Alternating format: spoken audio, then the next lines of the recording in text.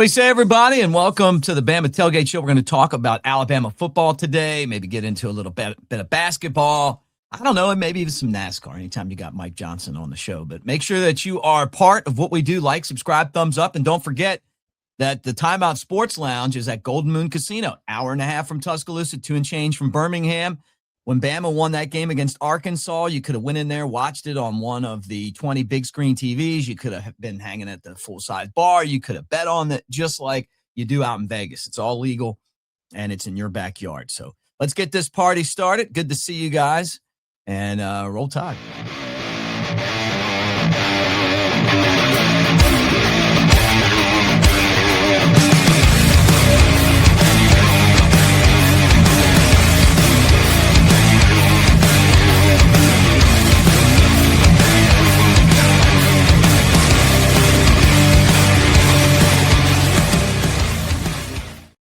All right, there he is, the two-time All-American Mike Johnson. Played football at Alabama, won a national championship in 2009, and he is currently on the radio in Atlanta covering the Falcons. Have we ever talked NASCAR on this podcast? I don't want to bore any Alabama football fans.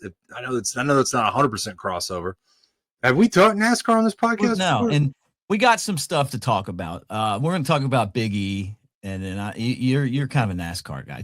Let's get to the end of the show because there's some people when you talk anything but football, they jump right off. But for those of you that like NASCAR, make sure you stick around because we're going to get to that. I like how you did that. That's smart. That's smart, man. That's a guy who's been in the business long enough. Throw it up there at the beginning. So the week started with Stephen A. Smith, who's from ESPN, taking a big dump on Kalen DeBoer, basically saying he's not a believer, and then Joe Klatt kind of says, basically Alabama slipping. I think that it's a different day and age than the guy you played under, Nick Saban. But, it's like nobody's respecting the season. I mean, look, they got 11 wins and they won a game in the postseason.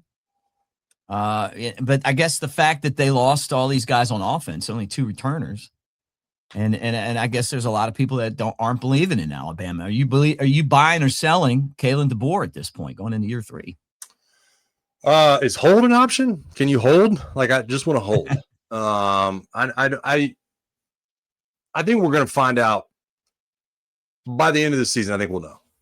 I think we'll know what we've got because I think that year 1 was like, we've got Saban's pieces. Let me try to tailor this thing. I think year 2, there's, still some of that going on. You deal with some injuries offensively and maybe, need some coaching staff tweaks and you need some new players here and some new players there.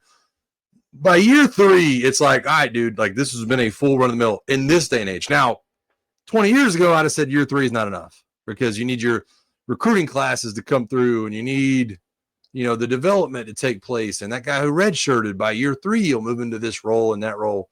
But I think this day and age that timeline is greatly sped up, right? I mean, I think that Kalen DeBoer needs to prove a couple of things here in year 3. I just, Mick, I'll caution you, and I've had this conversation a number of times.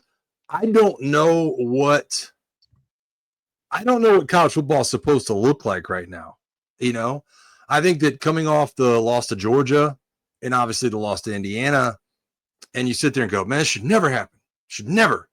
Anytime you strap into a crimson jersey, there's no way, Nick Saban and Bear Bryant would have hated this. Gene Stallings, whatever else.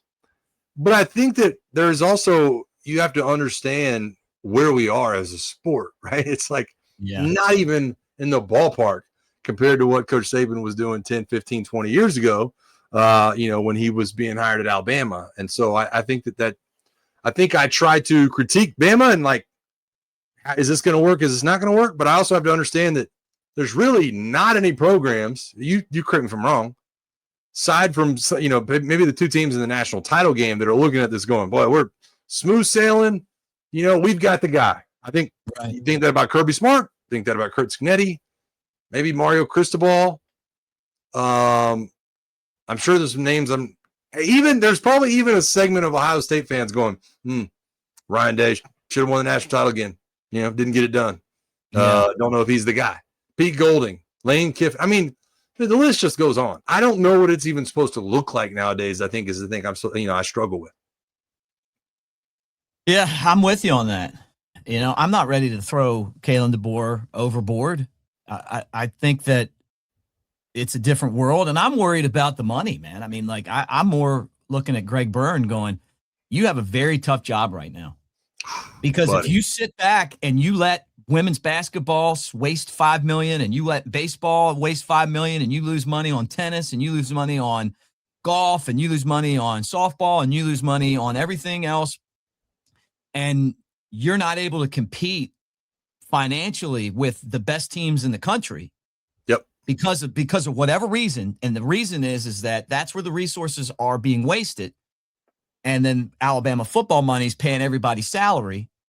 There ain't going to be no more salaries paid, because I'm telling you right now that if you're the guy that is managing the decline, forget about it. You're going to have to do like Malmore did when he looked at the football complex. He said, hey, we can't buy players, but what we can do is we can build our facilities past everybody else, and we can hire a coach and get the best coach in the country. We'll pay him more than everybody else. And that's where the advantage was. The advantage now is that you got to figure out how to get more money to the NIL, and then you need to hit on the players. So you got to scout, you got to develop when you get them, but you got to spend money. Bama right now is in a bad spot as far as spending money goes. I couldn't agree more. And then that goes into kind of what I'm talking about. Is I don't know what it's supposed to look like. Like, we don't, there's no like salary cap. There's no perfect way to do this. There's no really understanding of how much most of our guys are making, outside of a few insider conversations or, what have you, or whatever, Shannon Terry's doing over at On3, or, it's just, right. You don't know the guys we tried to get, the guys we couldn't afford, the Caleb Downs of the world that, are some of the best NFL safety prospects in the last 10 years and just left. We really don't understand the inner workings of what Kalen DeBoer deals with on a daily basis. I'll say this about Greg Byrne. I completely agree with you about Greg Byrne. He's in a very tough spot, and I like Greg. He has brought on a lot of attention over the last few weeks with some of the things he's done over the last couple of months. Honestly, over the last couple of years. Remember the email about, hey, we need money. You need to buy into this. Even last week, with the whole Bible verse thing with Bruce Pearl. I mean, it's like, okay, dude. So he doesn't mind kind of stretching his neck out there a little bit and putting his face on things. But that when things go south, people know where to point. And I think that's a thing that I would warn him to be very, very careful about. Yeah. Well, I look at this, man, and I say you got to be proactive. You got to think outside of the box, and I've talked about this on other shows.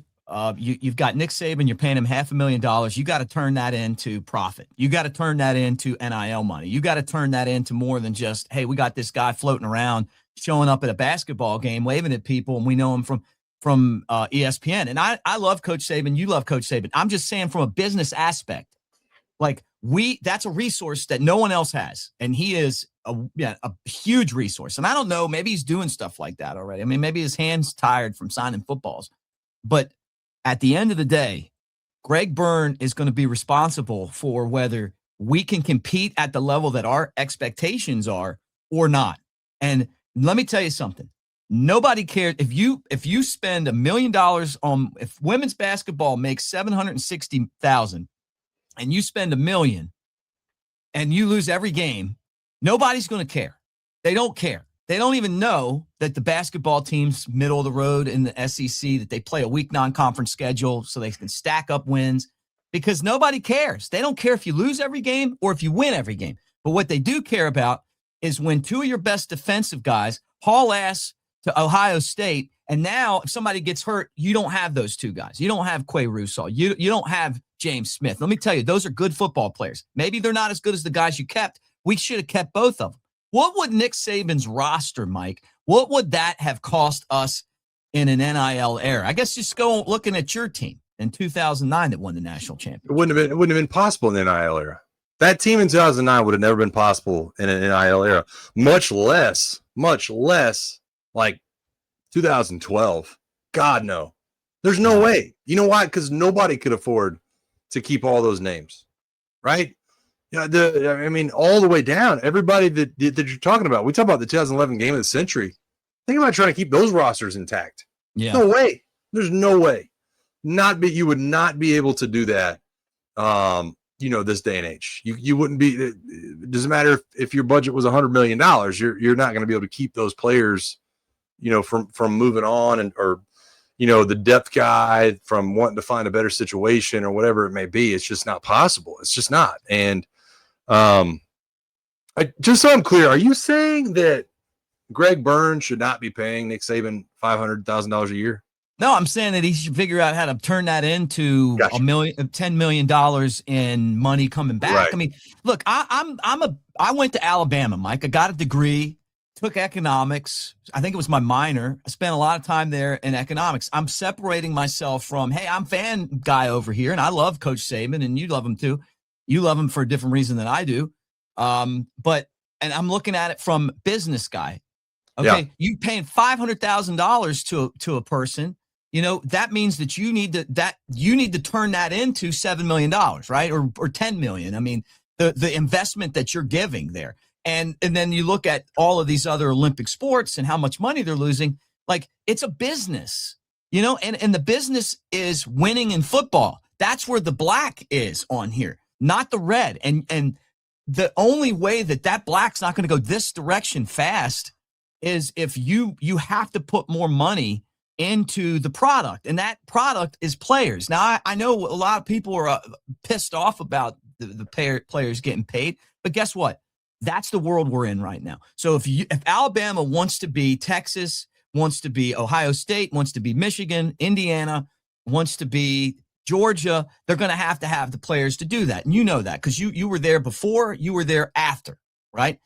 Or you were there during, right? So you know that the Jimmies and Joes win the football games. Did you guys lose in 2007 because the coaching, Well, hang on. Let me stop you there. Let me stop you there because I think you and I are talking about the same thing, but I think maybe we're not. All right. I think that you are talking about talent acquisition. Yes. I am more focused on or keeping the guys that we have. Well, I'm Mike. I'm right there with you. Whether it's retention, I'm focused on retaining the guys that we have in order to develop said guys. Right. I'm with you. That's it. And have the level of accountability that's needed. To me, it's less about talent acquisition, and it's more about how do we keep these guys from leaving. Because I think you're going to get players in.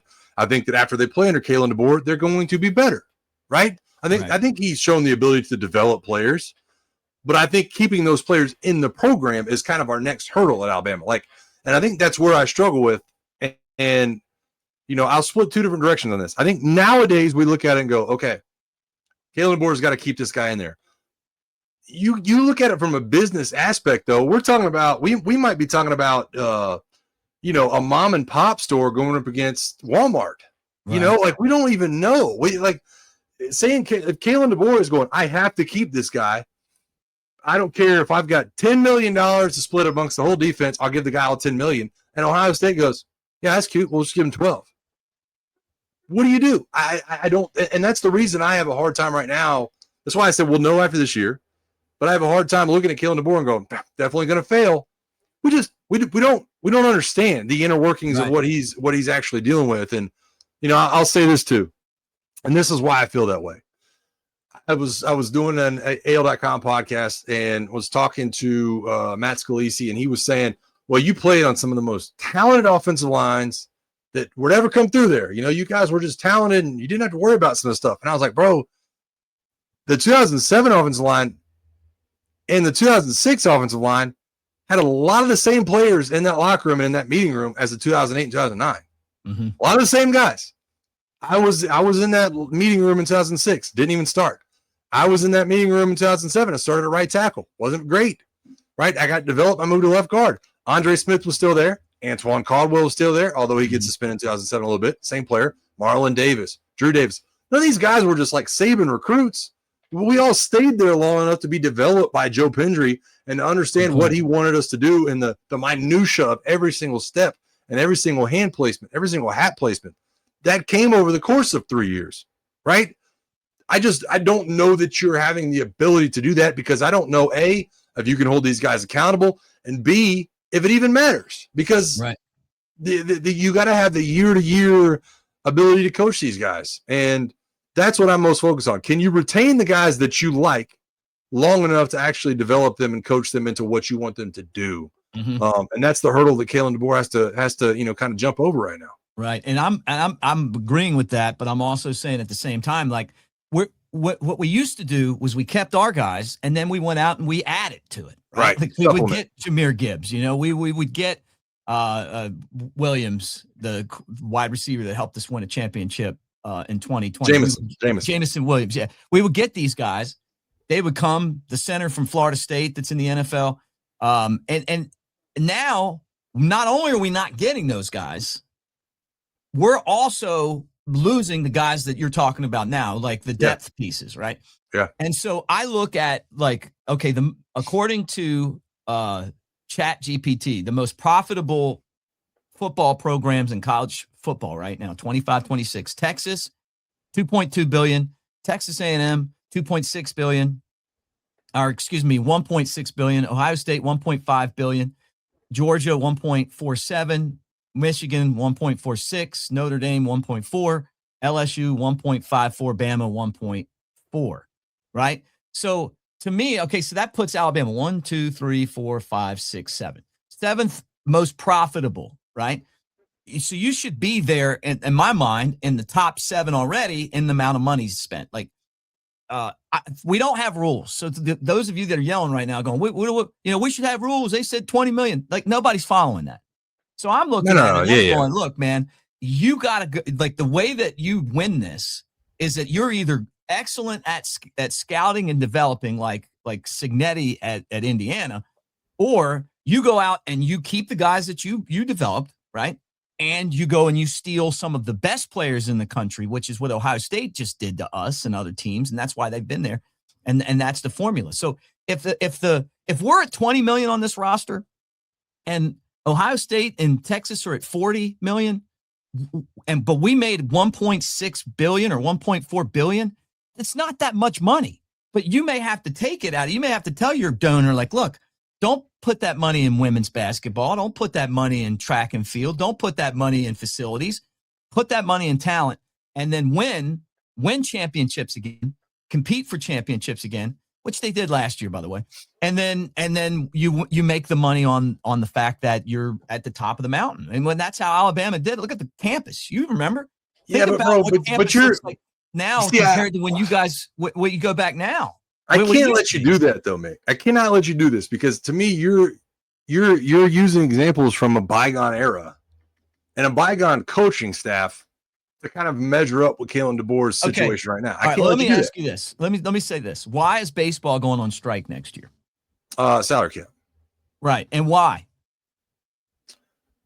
Because the league wants a salary cap, players don't. Because the Dodgers spent way more money than everybody else, and they've won back-to-back championships, and they've won 3 out of 5, and 3 out of 6, and you're looking at it and you're going, okay, how is one team spending that much more money? But if they weren't winning, it wouldn't matter. But the fact that they are winning, right?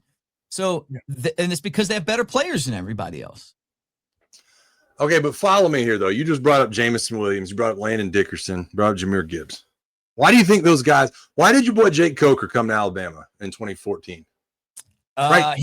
He came – I was going to say he's different because he's from Alabama. Yeah, and Jahmyr Gibbs is from Dalton, Georgia. Yeah. Whatever. But I'd say the other guys came because they wanted to win a championship. They wanted to play under Coach Saban. I mean, they wanted to be at Alabama. Yeah. Boom. You don't even have to go any further. Yeah. They come there because they want to play for Coach Saban, right? They want to be developed, make it to the NFL. Mm-hmm. I think that really the overarching thing, you really want to get down to it, I think there is a lot less players focused on getting to the NFL. Right. A lot. Yeah, they're making their money now. Right. They're like, you know what? If I make it, great. If I don't, I already got $1 million in the bank. Yeah. And I don't blame them. But I don't either. But again, that's where I think the conversation goes, where it's like, oh, well, Jameson Williams came in. We used to supplement. We don't have Coach Saban that can do that anymore and recruit those guys at that level. As a matter of fact, I would make the argument to Kalen DeBoer is probably not even meeting half these guys in person before they're coming. Look, it's just he's just talking to an agent going, this guy's available on the open market. What's the Saban factor now? Are you saying, is there one? Yeah, right. The Saban factor is how much money you give.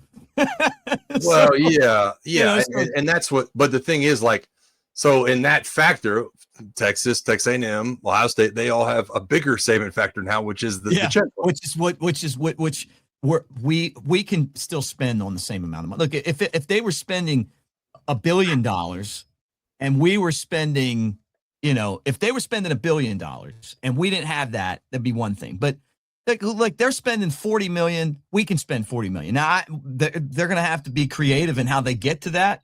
But I'm telling you right now that if Alabama football falls off the cliff and starts losing, they're going to lose a lot more money than the extra $20 million to build to this roster. It's going to be a lot worse. Look, you're not even talking.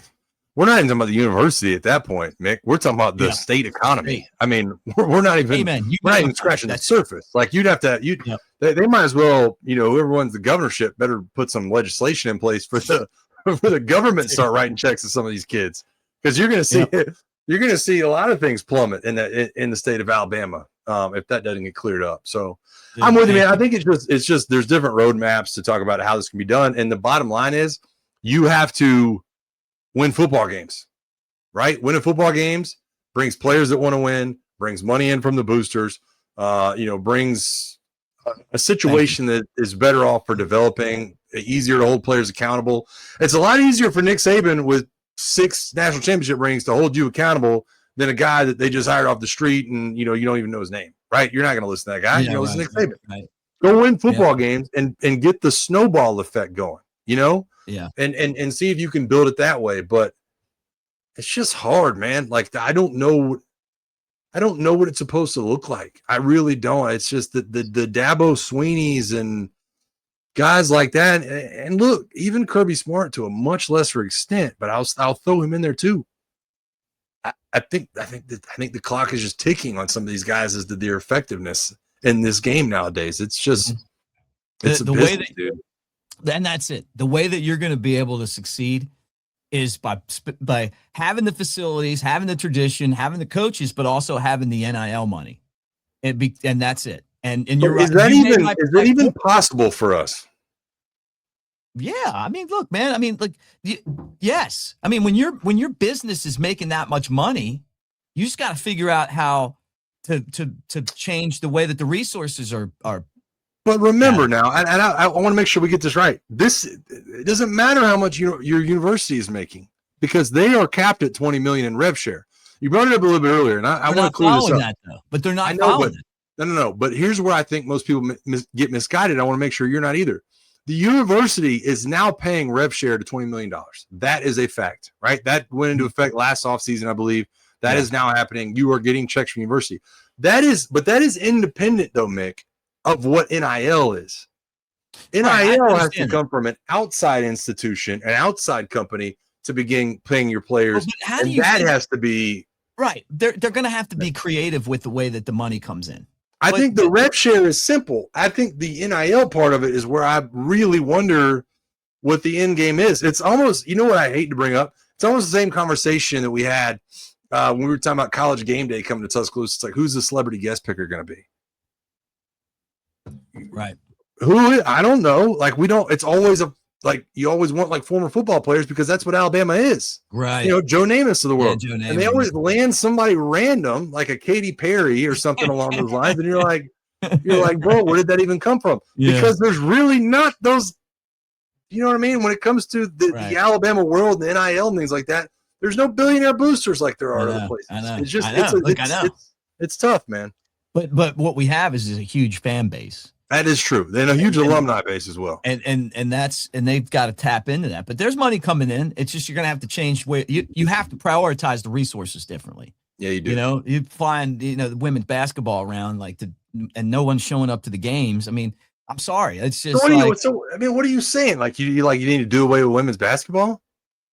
I don't care. Yeah, do away with it. I don't care. I mean, really. I mean, I'm sorry, but you can't put the toothpaste back in the tube once you do that, though. Dude, it's like $5 million. They're spending they're wasting $4.6 million on nothing. Like